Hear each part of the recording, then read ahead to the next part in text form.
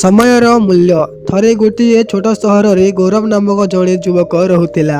ସେ ବହୁତ ଅଳସୁଆ ଥିଲା ଏବଂ ସବୁବେଳେ ନିଜର ଜରୁରୀ କାମଗୁଡ଼ିକୁ ଟାଳି ଦେଉଥିଲା, ଯାହା ଫଳରେ ସେ ପାଠପଢ଼ାରେ ଭଲ ସ୍କୋର କରିପାରୁନଥିଲା।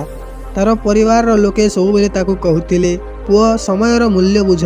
ତୁମେ ଏବେ ଯେଉଁ ସମୟ ନଷ୍ଟ କରୁଛ ତାହା କେବେ ବି ଫେରିବ ନାହିଁ। କିନ୍ତୁ ସେ ସବୁବେଳେ ସେମାନଙ୍କ କଥାକୁ ଅଣଦେଖା କରିଦେଉଥିଲା। ସେ ଭାବୁଥିଲା, ଏବେ ତ ବହୁତ ସମୟ ଅଛି, ପରେ କରିଦେବି।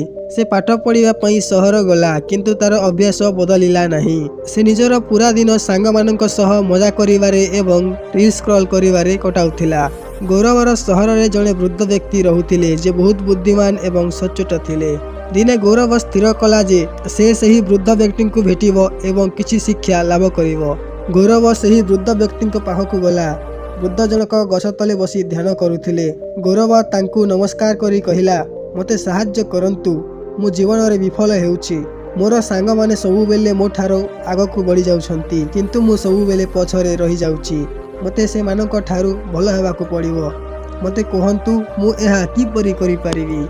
ବୃଦ୍ଧ ଜଣକ କହିଲେ, ପୁଅ, ତୁମେ ସଂଘର୍ଷ କରୁଛ କାରଣ ତୁମେ ନିଜ କାମକୁ ସବୁବେଳେ ଟାଳି ଦେଉଛ ଏବଂ ସମୟକୁ କଦର କରୁନାହଁ। ମୁଁ ତୁମକୁ ଗୋଟିଏ କାହାଣୀ ଶୁଣାଉଛି, ଯାହାଦ୍ୱାରା ତୁମେ ସମୟର ମୂଲ୍ୟ ବୁଝିପାରିବ। ବୃଦ୍ଧ ଜଣକ କାହାଣୀ ଆରମ୍ଭ କଲେ। ଥରେ ଜଣେ ରାଜା ଥିଲେ, ଯିଏ ବହୁତ ଦୟାଳୁ ଥିଲେ। ଦିନେ ସେ ଜଣେ ବ୍ୟକ୍ତିଙ୍କୁ ଭେଟିଲେ, ଯିଏ ବହୁତ ଅଳସୁଆ ଏବଂ ଗରିବ ଥିଲା। ତାଙ୍କ ପାଖରେ ନା ପଇସା ଥିଲା ନା ଚାକିରି। ସେ ସବୁବେଳେ ନିଜର ଅସୁବିଧା ପାଇଁ ଅନ୍ୟମାନଙ୍କୁ ଦୋଷ ଦେଉଥିଲେ। ରାଜା ତାଙ୍କ ସହିତ ଏକ ସୌଦା କଲେ। ରାଜା କହିଲେ, ସୂର୍ଯ୍ୟ ଅସ୍ତ ହେବା ପୂର୍ବରୁ ତୁମେ ମୋ ରାଜଦରବାରକୁ ଆସିବ ଏବଂ ଯେତେ ପାରିବ ସେତେ ସୁନା ରୂପା ନେଇଯାଇପାରିବ। ସେସବୁ ତୁମର ହେବ। ସେହି ବ୍ୟକ୍ତି ଜଣକ ବହୁତ ଖୁସି ହୋଇଗଲେ ଏବଂ ରାଜାଙ୍କୁ ଧନ୍ୟବାଦ ଜଣାଇଲେ। ସେ ଘରକୁ ଦୌଡ଼ିଗଲେ ଏବଂ ନିଜ ସ୍ତ୍ରୀଙ୍କୁ ସବୁ କିଛି କହିଲେ। ତାଙ୍କ ସ୍ତ୍ରୀ କହିଲେ, ଯାଅ ଏବଂ ଶୀଘ୍ର ସୁନା ରୂପା ନେଇ ଆସ। ସେହି ବ୍ୟକ୍ତି କହିଲେ, ମୁଁ ଏବେ ଯାଇପାରିବି ନାହିଁ, ମୋତେ ଭୋକ ଲାଗୁଛି।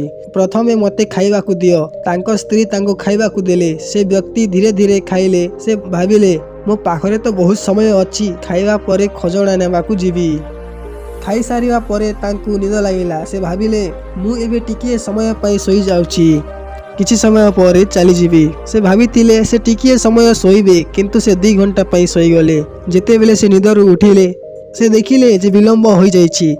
ସେ ଶୀଘ୍ର କିଛି ବ୍ୟାଗ୍ ଧରି ରାଜଦରବାର ଆଡ଼କୁ ଦୌଡ଼ିଲେ। ରାସ୍ତାରେ ଖରା ଅଧିକ ଥିବାରୁ ତାଙ୍କୁ ଗରମ ଲାଗିଲା। ସେ ଭାବିଲେ, ଟିକିଏ ସମୟ ଗଛ ତଳେ ଆରାମ କରିନିଏ, ତାପରେ ଆଗକୁ ବଢ଼ିବି। ସେଠାରେ ତାଙ୍କୁ ପୁଣି ନିଦ ଆସିଗଲା। ଏଥର ସେ 4 ଘଣ୍ଟା ପାଇଁ ଶୋଇଗଲେ।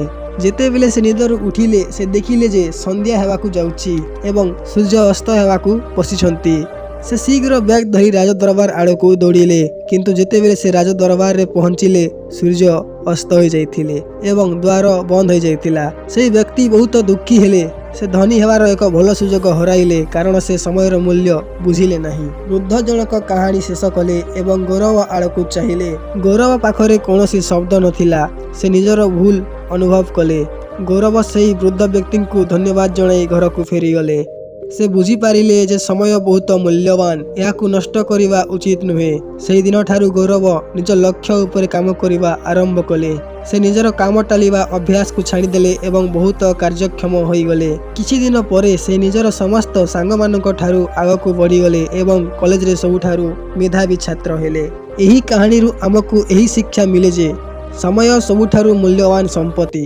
ଯଦି ଆମେ ଏହାକୁ ଅନାବଶ୍ୟକ ଜିନିଷରେ ନଷ୍ଟ କରିବା, ତେବେ ଆମ ପାଖରେ ଅନୁତାପ କରିବା ବ୍ୟତୀତ ଆଉ କିଛି ବାକି ରହିବ ନାହିଁ। ପ୍ରତ୍ୟେକ ସୁଯୋଗର ସଠିକ୍ ସମୟରେ ଲାଭ ଉଠାଇବା ଉଚିତ, କାରଣ ହଜିଯାଇଥିବା ସମୟ କେବେ ବି ଫେରି ଆସେ ନାହିଁ। ତେଣୁ ଆଜିଠାରୁ ହିଁ ନିଜର ସମୟର ସଦୁପଯୋଗ କରନ୍ତୁ ଏବଂ ନିଜ ଲକ୍ଷ୍ୟ ଉପରେ କେନ୍ଦ୍ରିତ ରୁହନ୍ତୁ। ଯଦି ଏହି କାହାଣୀଟି ଆପଣମାନଙ୍କୁ ଭଲ ଲାଗିଥିବ, ତାହେଲେ ଭିଡ଼ିଓକୁ ଗୋଟିଏ ଲାଇକ୍ ଏବଂ ଚ୍ୟାନେଲକୁ ସବସ୍କ୍ରାଇବ୍ କରି ଭିଡ଼ିଓଟିକୁ ଆପଣଙ୍କ ସାଙ୍ଗମାନଙ୍କ ନିକଟକୁ ସେୟାର କରନ୍ତୁ। ଧନ୍ୟବାଦ।